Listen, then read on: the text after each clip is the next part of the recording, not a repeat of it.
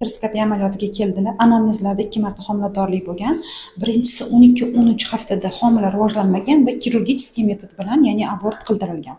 Ikkinchisi homiladorlik kuzatilgan 35 haftada 1 kilo 9 bilan vaqtidan oldin tug'ruq sodir bo'lgan. Afsuski, homila 6 oyligida bolani ma'lum bir kasallik orqali vafot etgan. Shundan beri bu ayolimizda homiladorlik kuzatilmagan.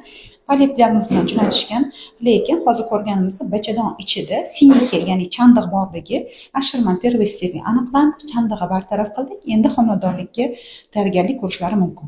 Mazkur ikkinchi patsientkamizda 2 marta embrion transfer amalga oshirilgan, omadsiz yakunlangan. Birinchisida hamma gormonlari ham, qon tomirlari ham yaxshi bo'lgan, lekin homiladorlik kuzatilmagan. Ikkinchi embrion transferi amalga oshirdik, unda ham homiladorlik kuzatilmadi. Uchinchisiga xos harakat qilayotganlarida yana qon tomirlar sustligi aniqlandi. Shuning uchun повторный gastroskopiyani PRP amaliyoti bilan birga bajardik. Inshaalloh ijobiy natijalarni keyingi safar kutib qolamiz.